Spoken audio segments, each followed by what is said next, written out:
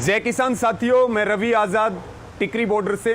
कल से हरियाणा के उप मुख्यमंत्री के कुछ बयान चल रहे हैं जो सीधे तौर पर उनकी मानसिकता को दिखाता है और हम दुष्यंत चौटाला जी को ये बात कहना चाहते हैं कि जो चौधरी देवीलाल जी का संघर्ष था, विरासत थी, दुष्यंत चौटाला जी ने उनके संघर्ष को और उनकी विरासत को पूरी तरह से दागदार और कलंकित करने का काम किया है। और जो उन्होंने बयान दिया, उन्होंने 3-4 चीजें बोली हैं कि मंडियां, कह रहे थे किसान की मंडियां नहीं टूटेंगी।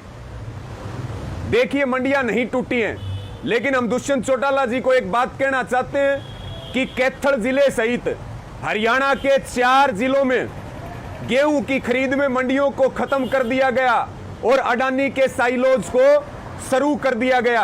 अगर उनको मंडियां टूटी हुई देखनी हो तो वो हमारे साथ चले, हम उनको दिखाएं कि 4 जिलों की मंडियों को कैसे अडानी साइलोज खा गया।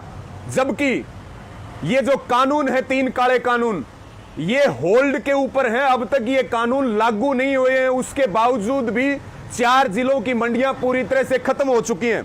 दूसरी बात, उन्होंने कहा कि अब ये आंदोलन किसानों का नहीं बचा, ये चुनाव लड़ने वालों का आंदोलन है। तो हमारा दुष्यंत चौटाला जी से सवाल है कि जब किसानों का आंदोलन था, क्या वो तब किसानों के समर्थन में खड़े हुए थे, किसानों की मांगों और मुद्दों के ऊपर खड़े हुए थे? और चुनाव की जो बात आती है, आप उप मुख्यमंत्री बने हो, क्या झुनझुना बजा करके उप मुख्यमंत्री बने हो? चुनाव लड़के ही तो मुख्यमंत्री बने होगे। और क्या लोकतंत्र में हमारा एजेंडा चुनाव लड़ने का नहीं है, हमारा एजेंडा इस लोकतंत्र को बचाने का है, संविधान को बचाने का है, किसान की जमीर और जमीर बचाने का है, और देश के अंतिम आदमी को रोटी मिले, भूख का व्यापार ना हो। लेकिन आपसे हमारा यह सवाल है, क्या चुनाव लड़ना हमारा मौलिक अधिकार नहीं है? क्या चुनाव लड़ना कोई बुरी बात है? तीसरी जो बात आपने मुख्य तौर पर कही कि हम जो है ये आंदोलन अब राजनीति वालों का, जो बार बार उन्होंने जिक्र किया, हमारा दुष्यंत चौटाला जी को यह निवेदन है कि वो खुद सिरसा जिले के चौटाला गांव से आते हैं, उसके बाद उनका खुद का विधानसभा जींद के उचाना में है। आपको पता नहीं है कि आपकी जमीन खिसक चुकी है, आपने जो कमाया था वो खत्म हो चुका है, जनता में आपके प्रति जो गुस्सा है, जो नफरत है। और हमारा आपको चैलेंज है कि आप अपने खुद के चौटाला गांव में कोई कार्यक्रम करके दिखा दो, उचाना विधानसभा के किसी गांव में घुस के दिखा दो, आपको आपके विधानसभा के लोग जो वो गांव में नहीं घुसने देंगे। और ये भी हमारा चैलेंज है, आप इस्तीफा दे करके आइए, हरियाणा में कहीं से भी चुनाव लड़िए। उप मुख्यमंत्री तो बनना बहुत दूर की बात है, पार्टी के अन्य उम्मीदवारों को जिताना बहुत बड़ी बात है। आपकी अगर जमानत जब्त नहीं करे जनता, तो फिर आपका जूता और हमारा सिर, ये भी इस आंदोलन का ऐलान है। एक बात आपने और कही है कि मैं भी किसान हूं। दुष्यंत चौटाला जी, ना आप पहनावे से किसान हैं, ना आप बोल से किसान हैं, ना आपका कार्य किसानों जैसा है। ये बरगलाना बंद कीजिए।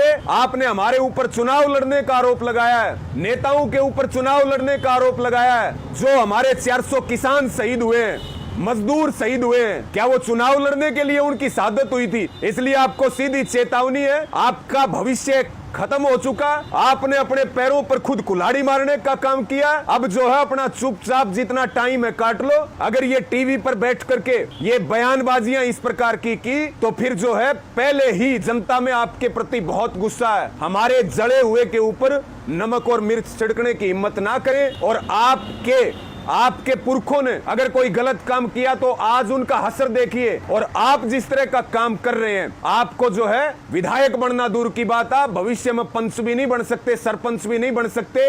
निश्चित तौर पर आंदोलन चलेगा, निश्चित तौर पर आंदोलन की जीत होगी। और आपकी राजनीतिक हत्या आपने स्वयं की है और आप कानूनी कार्रवाई करने की धमकी दे रहे हैं बार बार। आप कह रहे हैं जो विरोध करेगा हम कानूनी कार्रवाई करेंगे। आप जीरो थे, आपको हरियाणा की जनता ने हीरो बनाने का काम किया, संकट में आपके साथ खड़ी हुई। आज आप उसी को डंडे का, पुलिस का भय दिखा रहे हैं, कानूनी कार्रवाई का भय दिखा रहे हैं। ना तो आपकी जेल और ना आपकी पुलिस आंदोलन को नहीं रोक सकती, ना रास्ता रोक सकती है। हमारा शांतिपूर्ण आंदोलन है और जीत तक चलेगा। और आपकी जो आपका आडंबर था और जो झूठ थी, वो हरियाणा की जनता और देश की जनता समझ चुकी है।